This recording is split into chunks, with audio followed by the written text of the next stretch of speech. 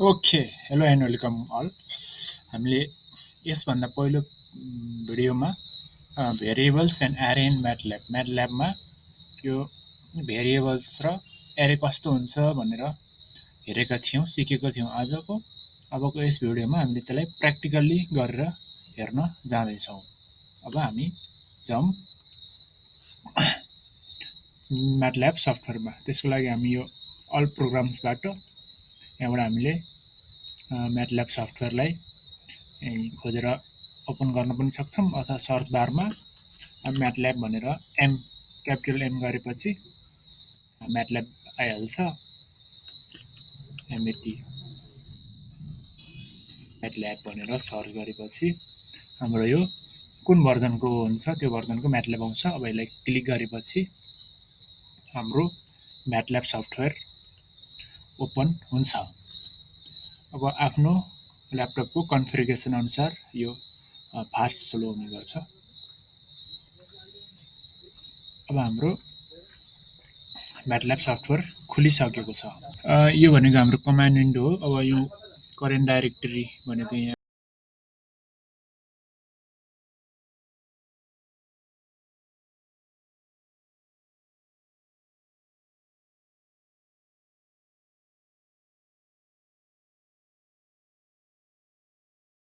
हुन्छ भनेको हाम्रो म्याटल्याबको यो वर्क भन्ने फोल्डरमा हाम्रो सेभ हुन्छ। अब हामीले यो कमान्ड विन्डोमा हामीले भेरिएबलहरू हानौँ। अब ए इजिकल टु भनेको एउटा भेरिएबल भयो, इजिकल टु आरएम राम भनेपछि हाम्रो के भयो, ए भन्ने भेरिएबलमा राम भन्ने डेटा भ्यालु बस्यो। त्यस्तै अब क्यापिटल ए इजिकल टु 12 हाम्रो के भयो, यो ए भन्ने भेरिएबलमा यो 12 भन्ने भ्यालु आएर बस्यो। अनि त्यस्तै हामीले जस्तो A1 इजिकल टु जेआरआई हरि। अब यो कोडमा लेखेको कुरा जहिले पनि क्यारेक्टर अथवा स्ट्रिङ भन्ने हुन्छ। अब हामीले एरे भनेको थियौँ। अब एरे कसरी बनाउने, यो पर्सेन्ट भनेको कमेन्ट गर्नको लागि एरे भनेपछि त्यो कमेन्ट हो, त्यसको आउटपुट आउँदैन।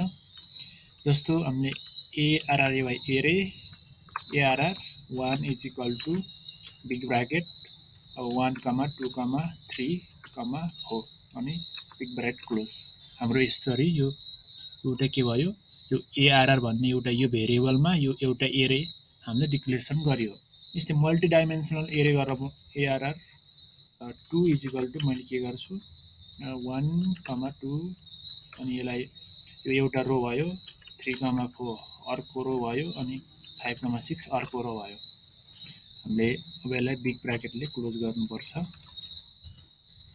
यो हाम्रो के भयो, यो यस्तो खालको मल्टिडाइमेन्सनल एरे पनि हुन्छ। अब हामीले एक्सेस कसरी गर्ने, एक्सेस इलिमेन्ट्सलाई एक्सेस कसरी गर्ने त भन्दा जस्तो ए इजिकल टु 1, 2, 3, 4 45, 5 छ।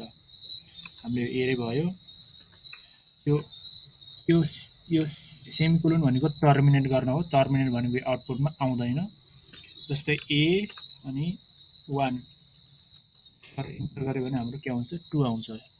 हाम्रो यो इन्डेक्समा यो 2 भन्ने हुन्छ। जस्तो यसको एरेको जहिले पनि म्याटल्याबमा 1, 2, 3, 4, 5 हुँदो रहेछ। त्यस्तै अब हाम्रो यो एरेको यो एक्सेस कसरी गर्ने भन्दा यसरी एआरआर अनि प्यारेन्थेसिसमा ल 2, 2 गरौँ। त्यस्तो गरेपछि हाम्रो एआरआर भन्ने हाम्रो यो एरर आयो, एआरआर 2 भन्ने छ किनकि यो भेरिएबल डिक्लेरेसनमा छैन। एआरआर 2 अनि 2, 2, 3 यो पनि हाम्रो डाइमेन्सनमा परेन किनकि हाम्रो यो डाइमेन्सन र यसको यो डाइमेन्सन नमिलेकोले यस्तो एरर आएको हो। जस्तै फेरि गरौँ एआरआर 2 2/2 आयो यसरी। यस्तो तरिकाले हामीले मल्टिडाइमेन्सनल एरेलाई हामीले एक्सेस गर्न सक्छौँ, एरेको इलिमेन्ट्सलाई एक्सेस गर्न सक्छौँ। जस्तै इन फङ्सन पनि हुन्छ।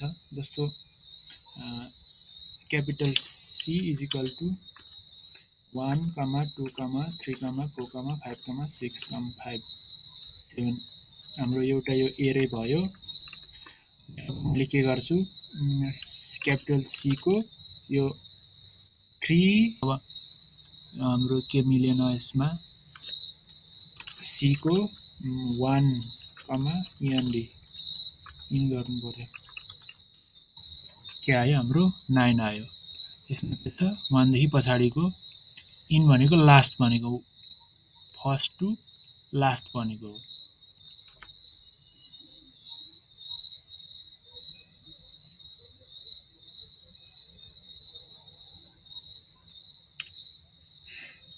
अनि हामीले अपडेट गर्न पनि सक्छौं, जस्तै यो